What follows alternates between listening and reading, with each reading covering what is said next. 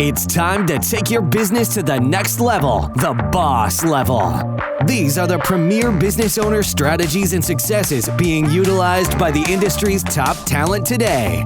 Rock your business like a boss, a VO boss. Now let's welcome your host, Ann Ganguza.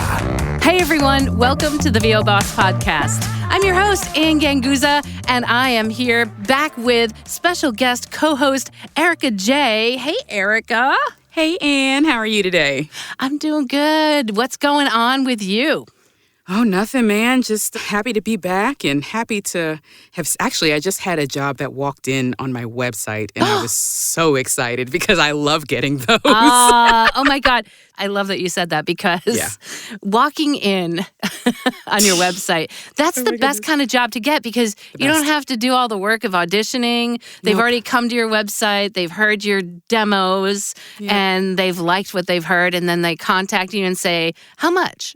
Yeah. They just walk in and want to hand you money for you doing the talking. So I love that. I love that. That is such an efficient way to work.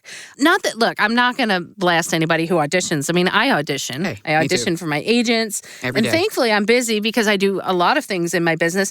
I don't really have a ton of time to audition outside of for my agents.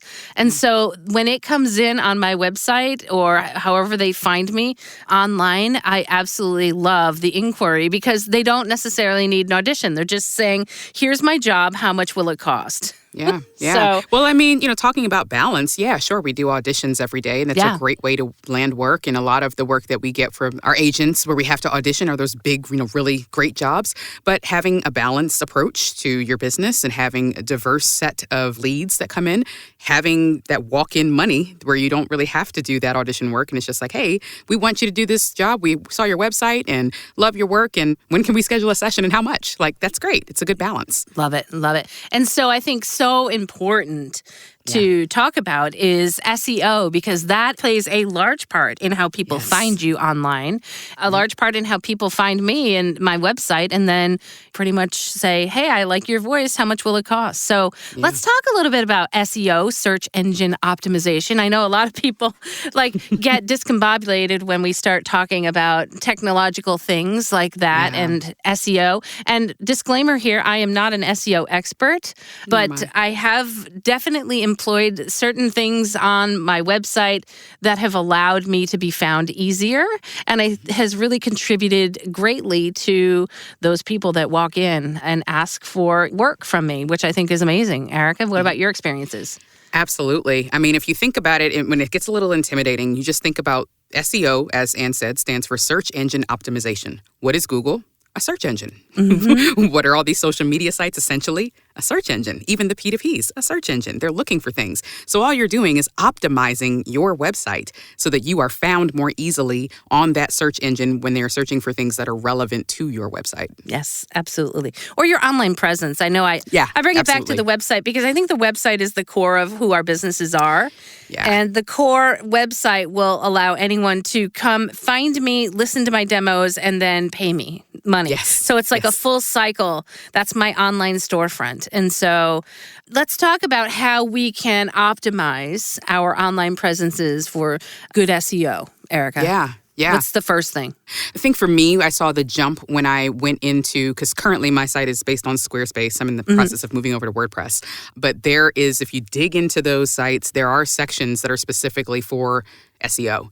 And if you go in there and you start putting in, I use keywords that I know when someone who is looking for me or my type of sound or what I bring to the table as a voice talent, I'm putting those keywords in my SEO box so that when they're searching for Black female voice talent or authoritative or sounds like Viola Davis or whatever, I'm coming up in those options. So I think that's number one, is making sure that you have the right copy on your website and the right terms that are specifically driving SEO on your website listed there. Let's talk a little bit more about keywords, because I think keywords are what, people are like, well, what keywords should I use? And I think keywords are very specific to everybody, every person. And I think everybody wants to be found for the keyword voiceover. You know? Everybody. Everybody.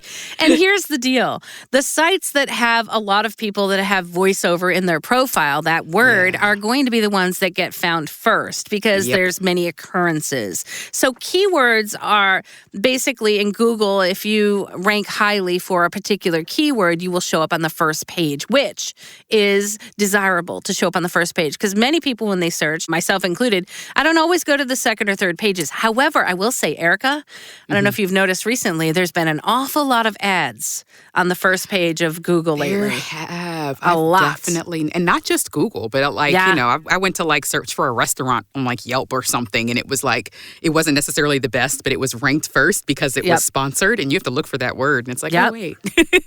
So lots of ads. And so I think that, by the way, Erikka, this is probably another podcast episode, but thinking about marketing and ads, adding ads into your daily practice could be something that would be worthwhile. And again, that's another investment. But I say that just because I'm noticing the increase on the first page of Google of ads showing up. And so you want to make sure that the keyword that people search for will show up your entry on the first page if possible, because not many people click to the second or third pages. However, I will say because of the amount of ads, I have been going to the second page more often sometimes. Now. Yeah, I've seen that. But what makes a good keyword? So, of course, you can put voiceover in your body of text that you put on your website or on your profile. But I also think you definitely need to target it more specifically to what you want to be found for. So, for example, if somebody typed in voiceover coach or commercial voiceover coach, and I'd have to keep checking right now, but I have certain words that I want to be found for. But if somebody types in commercial VO coach, that's a different set of words than commercial voiceover coach. So keep that in mind because people say, well, I didn't find you when I searched for you under commercial VO coach. And I'm like, well, that doesn't necessarily mean that you won't find me under commercial voiceover coach. So I think a lot of times in order to get yourself found on that first page, try to think specifically and narrow down that focus on your target. So for example, if I say commercial voiceover Orange County, I will show up on the first page. Or narration voiceover coach or Orange County, that kind of thing. And if I don't, by the time this airs, I will be working to make sure that happens because I have a certain set of words that I want to be found for. Now, it would be great if I could be found for voiceover coach, that in general. But there's a lot of voiceover coaches out there that use that as well as their search term. So it really behooves you to think about what it is that you want to be found for. Absolutely. Being specific is so key because like you said, everyone is going to have voiceover. And not just that, but the first page, if you just have voiceover or even VO or just those sort of generic terms, you're going to get eaten up by the sites that are corporations that have thousands of dollars into voiceover, some of the P2Ps. Exactly. And you know what I mean? So you're going to get pushed down and maybe not even be in the first 3 pages. You'll get found for what you want to get found for what really your niche is because we all have different areas of expertise. Exactly. Not just in genre, but in how our voice sounds. How do you describe your voice? What adjectives do you use? What celebrity references would you compare your voice to? I think celebrity references are great too. Oh, yeah. So many people forget about that. They're sound alike, and that really helps. And I think you should absolutely put that on your website. Yeah. Because that will help target the search even more. Yep. Yeah. Alt text in photos is another good thing to have just to get your site higher ranked in general. The better that Google likes your website, doing things like to make it clean and having the hierarchy right so you get site mapped. And that's where if you search for a website and you'll see where it says if you search for Erikka J, you'll see about and voiceover in music, you'll see the different subpages on the Google initial search. That means you've been site mapped. So Google kind of ranks you higher just for that reason alone. Yep. So a lot of different things to consider. Well, I think that's wonderful. I think, so number one is knowing that the way search engine optimization works or the way search engines work is they pretty much keyword or they index your website with all the words on it. And so when somebody says to you, oh, I think that your website is too busy or it's too wordy, I always say, think again.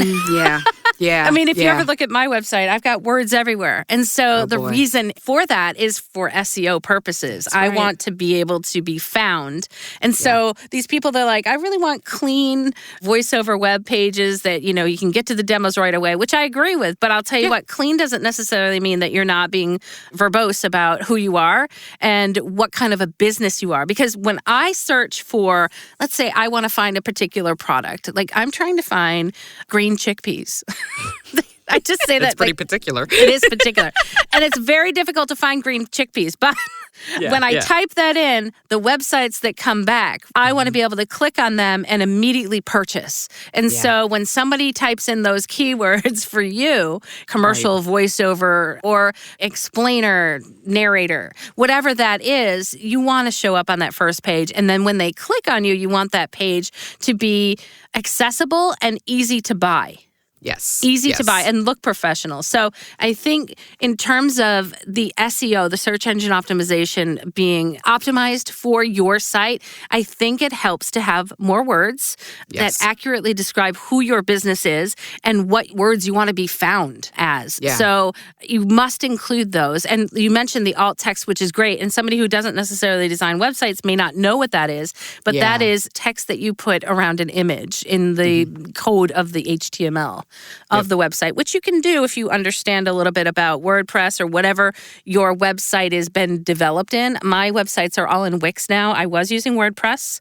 And then my websites became very complex in terms of e-commerce happening. I have a CRM embedded. I have email that I'm sending from these websites. So Wix kind of worked out for me for that because it had all of those embedded into the website, those capabilities. And with that, any web provider, if it's Wix, if it's WordPress, hosted on a GoDaddy website, whatever it is, they're going to have some sort of provision for SEO where you can insert keywords. That is very, very helpful. Not only having the words on your website, and I think also dividing your website into different sections. Absolutely. So like I have a commercial voiceover landing page. I have a corporate narration landing page. I have an explainer landing page, a telephony landing page. And so that just makes it even easier to find because, again, I can put more of those words on my website by having specific landing pages. And it's more targeted. So, I mean, obviously we're talking about having the right copy and having, these SEO terms. You don't want to word vomit, right? And just have all the words that you think are going to get you found. It still has to be cohesive and make sense. And it has to be true. Nothing's worse. I don't know about you guys, but if I'm searching for great Mexican food near me and I get something that's totally unrelated, that's annoying and it pisses your buyer off. So make sure it's still relevant. But so definitely getting those pages that are relevant to the topic can target who you're trying to talk to with that demographic.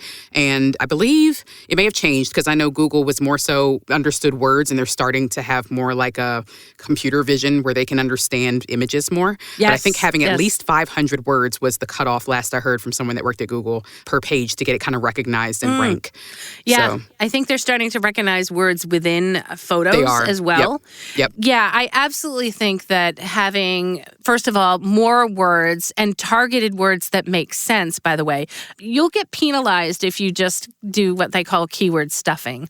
So you can't just throw in the words. And as a matter of fact, if you throw in more words like voiceover talent or voiceover or VO, and you put too many of them in your pages and they don't make sense, you'll get penalized. And you certainly don't want that to happen. And by the way, I always tell people that SEO is one of those things. Now, we talk about Google, right? Because that's my search engine. I don't really go to any other search engine. Do you, Erikka? I don't. Yeah. So in reality, there are other search engines, but I really don't use any. It's always Google. And nobody knows really Google's algorithm unless you work for Google. And that is a proprietary thing. And I remember SEO people would study that. And there are different versions of the Google algorithm that come out and they name them. And so every time Google would come out with a new algorithm, they'd say, well, and I think one of them was called the penguin. I can't remember, but everybody would come out and say, okay, since Google's new algorithm, here's what you need to do to get good SEO. And so I'm just going to say, if you don't work for Google, you don't know. You just don't. So if you have somebody that comes to you and says, I can make you show up on the front page, I want you to probably just run far away because I just have never really believed people, because that used to be a real business. People would just be, they were SEO people, and we can get you on the front page and you pay us all this money. And in reality, they would keyword stuff. And that was back in the day. And I still have people who email me and spam me about SEO and getting myself on the front page. So beware that unless they work for Google, they don't really know. And I'm all about, and I think Erikka, you too, I'm all about organic SEO. And organic is, let's write the verbiage. Let's use the words on our website and in our profiles that accurately describes who we are, what we do, and what we would like to be found for, and not keyword stuff. And that's worked wonders for me in the past years because, as I mentioned before, I have a lot of different divisions of my business that I work at, and I don't have time to audition all the time. So for me, getting work that finds me or getting clients that find me first, then they have the opportunity to listen to the demos on my site. And if my demos are targeted to the specific genre and they nail the sound that the client is looking for, boom, I've just taken care of half of the work in terms of getting that lead and then solidifying it so that I can get paid. Yeah, absolutely. You don't want someone to find you and then they find that you weren't the right match.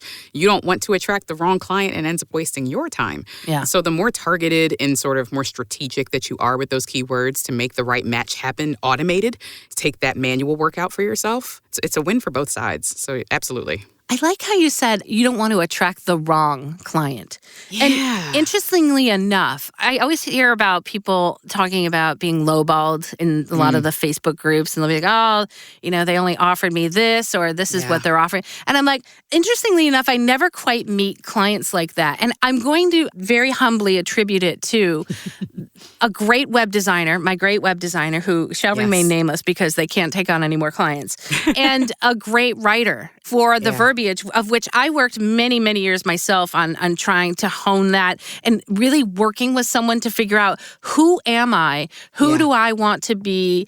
How do I want to be found online? And really working not just a day on that. It has evolved over years of writing, rewriting, and a lot of work. And it has been, I think, one of the most successful things that I've ever done for my business that has garnered me, I'm going to say 3/4 of my income, was a great website with great verbiage that says exactly who I am, targets who I want to find me, and just gets me work without me having to go and cold call people or email people or whatever it is, just being found. And it's not just the website, but it's a website in combination with social media profiles, and also not just the words on the website, but I know we're specifically talking SEO, but the words in combination with the actual website that looks professional enough so that people, when they see it, they trust it and they're willing to click and buy, so to speak. One of the best compliments I got was somebody told me, oh, your website looks expensive. And I was like, right? Perfect. Because I want clients that know they're not going to get a $50 voiceover from me. And that's it. And then I guess that was the long story of me getting back to your point about you don't want to attract the wrong client. If somebody comes to me, they're not going to offer me 8 cents a word. You know what I mean? For e-learning. I'm not even attracting that type of client. Absolutely. I'm attracting the type of client that is going to be willing to pay. And funny enough, I was like, and now, of course, I'm going to have another one of those moments, but I said something to my husband. I said yesterday, I don't even care what it costs, but I am hunting for this product because I want it to be the right product and I want it to be quality product and I'm willing to pay for it. And that, I think, is something so important for us as business owners and entrepreneurs, that we understand that I shop online all the time. I love online shopping. I think it's the best thing since sliced bread, personally. Absolutely. Yeah. And I mean, think about how it is when you guys are shopping. When there are times when you're more budget driven, when you're like, all right, what can I get what I need for the lowest price? And there are times, like you just said, Anne, when you're like, look, I don't care what it costs, but I need a certain level of quality. Yeah. And I need I'm this just gonna pay particular what it costs. brand or, Yep. And that's what you want your brand, your website, your digital storefront to say about you. You want to be the Kleenex. Yes, there you go. The Puffs Plus with lotion. I need the Anne Ganguza voiceover. And also, I want to just mention that everybody should always have their name associated with their business, AnneGanguza.com. And I tell people, I want you to be the Kleenex, a voiceover. I need that Anne Ganguza. Oh, I'm sorry, I need an Anne Ganguza. That kind of thing. I need an Erikka J. Really, that is important. And there's so many people that come up with these clever little names for their URLs. And I'm like, well, that's great, but also have your name.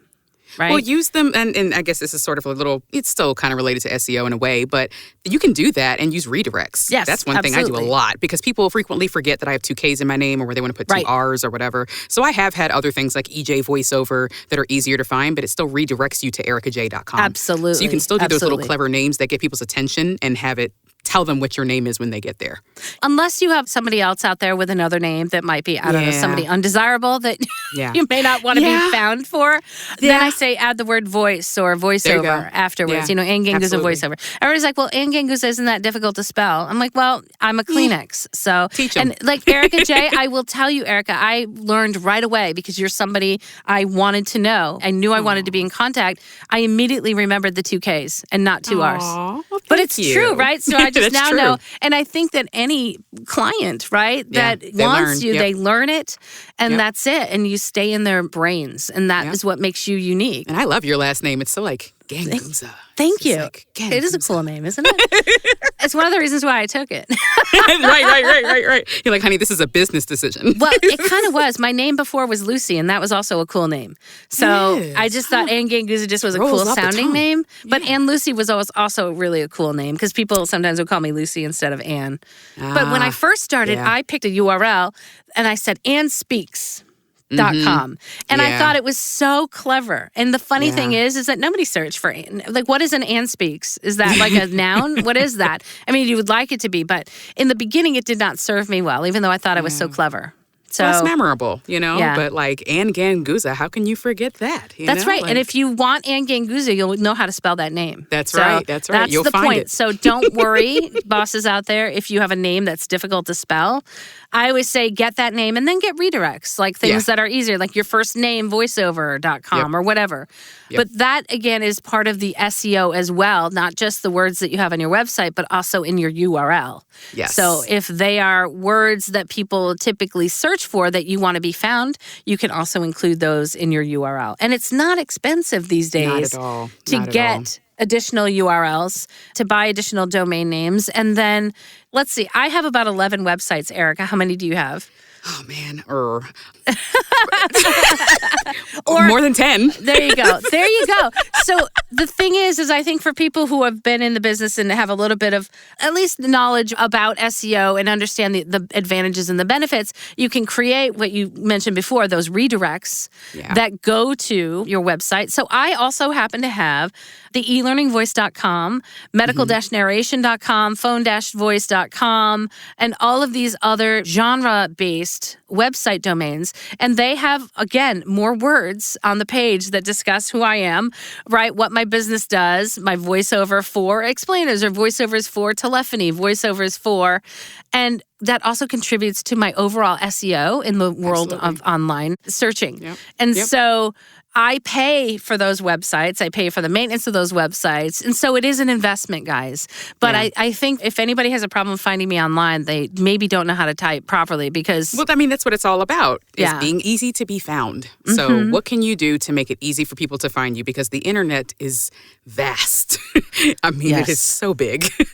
So what are you going to do to help people filter through the noise to find you? Google yourself. Oh, my goodness, yes. In an incognito window. Which means that it's not looking at your cookies or anything like that, or it's not seeing it through the lens of anything else you've searched. If you use Chrome or whatever browser, but you should see I know in Chrome in the upper right corner, there's like 3 dots. And if you click that, it'll say new incognito window and it'll be like dark. That means that you're in like almost like a brand new browser. It's a dark window. window. Google yourself, it's the dark web. Google yourself in the dark window on the dark web. Google yourself, and then you will see how you are coming up from the dark web. That's so important. Seriously. Yeah, it is. That is so... You'll be shocked. And I say Google yourself regularly because you don't want to be found for things that maybe you don't want to be found for. Right? Or old things, you know? Exactly. I love that you said old things because that's so important that we make sure that you clean up. Make sure you clean up online if you can. It's really difficult sometimes to completely clean up things that have been said. And that, again, could be another podcast episode. If you've said things online, your social posts show up online as well. They do.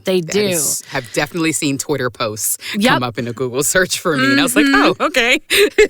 So if you searched your name, right, Ann Ganguza, I think the first thing, if it's properly done, that should come up is your website. Should be, yes, right? Absolutely. And if you have multiple pages on your website, which I think is a good thing, and Erikka, I believe that you agreed with me, you'll see like your about section, you'll see whatever that might be, about demos, those types of things, whatever sections, they should also show up. And then I think the next thing might be either YouTube or LinkedIn or whatever your social media profiles are. I think YouTube, possibly. is the next one to come up. It depends on the one you're most active in, Yeah. honestly. Yeah. If you're not super active on YouTube, like me, like I haven't posted anything there in a while, bad Erikka. But yeah. Yeah, so the next thing for me is YouTube, because I've been doing a little blurb on YouTube trying to, and again, that's another thing that I've been doing to try to increase my SEO, is I've been putting out weekly videos. And so not only for VO Boss do I put out weekly videos, but for Ann Ganguza I do. So for each brand, I'm putting out, well, VO Peeps, I mean, I am only one person, but as most people know, I have a team of people that help me. I have been putting my own videos out on Ann Ganguza to try to increase the Ann Ganguza brand. And VO Boss, we do all of our episodes weekly. We put that on YouTube as well, just to contribute to the SEO. And as a matter of fact, we also transcribe our episodes as well to help any possible type of SEO. So if you were to search, or if you listen to any of the episodes on, let's say, Apple Podcasts, or Spotify, you'll see that the transcripts are there as well. Yeah, and I think LinkedIn is another one that comes up heavy for me, because it is one of the largest social media platforms in the world, and a lot of people sleep on LinkedIn. I know in our community we talk about it more, but seriously, it's like, because it's like it's Facebook in a suit. People say that, but it is Facebook in a suit. But just about everybody's there. Everybody's on it. Yes, absolutely. And you're right. And now there's the feed, and so I'm posting daily to that, and I'm trying to post content that matters. So another thing that can help you with SEO is to publish content and update it regularly, or new content. And so I also blog on a weekly basis. And one of my blogs every week is my video that I've put on YouTube, which I've then transcribed, which then becomes a blog of mine. And then I also write a blog every other week. So that, again, are words that come back to my website so that, again, people can find me easily. Yeah. Another thing I did fairly recently, which I probably need to do some maintenance work on, but I'd created a business on Google Business. Oh, yes. Good idea. Which is easy to do. And then that way you could actually get people to write reviews for you, too. So, yeah, you can come up there and show up as a business. So that's the other thing when you do a Google search on yourself that should show up. That and Yelp always showed up pretty high up. But I think lately they've not been coming up as high up in the search. I haven't seen Yelp as high lately, but... Yeah. Well, there's so many issues with Yelp, I think, with people sabotaging other businesses by writing bad reviews and that sort of thing, which was a real thing. Yeah, I mean, SEO is kind of like credit scores, right? Like you said, the algorithm changes all the time. You get the most information that you can to try to optimize, but you're not going to master it because it's proprietary to those companies, and they put a lot of money into keeping them very secret and specialized. Absolutely. So just do the best you can.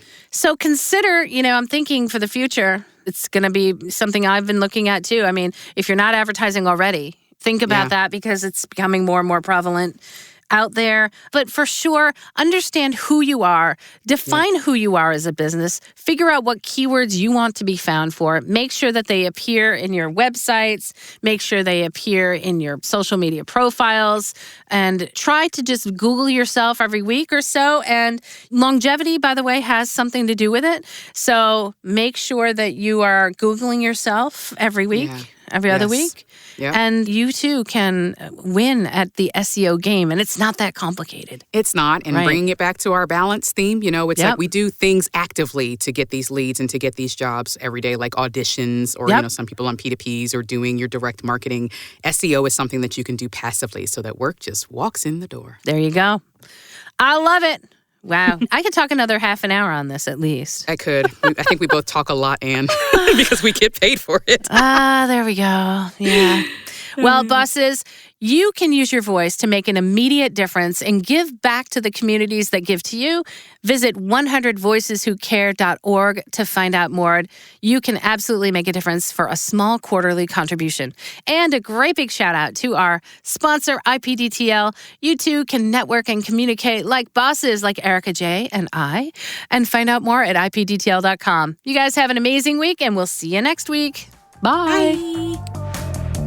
Join us next week for another edition of VO Boss with your host, Ann Ganguza. And take your business to the next level.